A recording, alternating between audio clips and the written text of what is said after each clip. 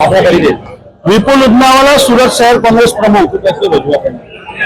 આજે બંધારણ દિવસ છે અને ભારતીય ચૂંટણી પંચ અને ભારતની સરકાર એક ષડયંત્ર કરી અને રાતોરાત એસઆઈઆર લાગુ કરી ને મત ચકાસણી કરી રહી છે। તેમાં એક ખૂબ મોટું ષડયંત્ર છે।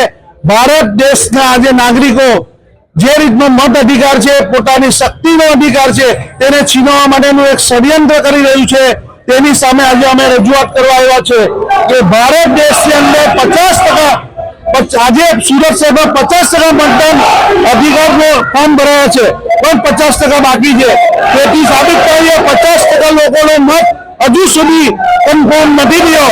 એટલે અહીં અમે સુરત શહેર કોંગ્રેસ ચેતવણી આપીએ છીએ કે સુરતનો એક પણ મત જો રહી જશે તો સુરત શહેર કોંગ્રેસ રોડ પર આવશે, આંદોલન કરશે। અમારો બંધારણીય અધિકાર છે, બાબા સાહેબ આંબેડકરે આપેલો અધિકાર છે, તે છીનવવાની કોશિશ આ સરકાર કરશે તો એની સામે અમે આંદોલન કરશું। જય હિન્દ, જય ભારત।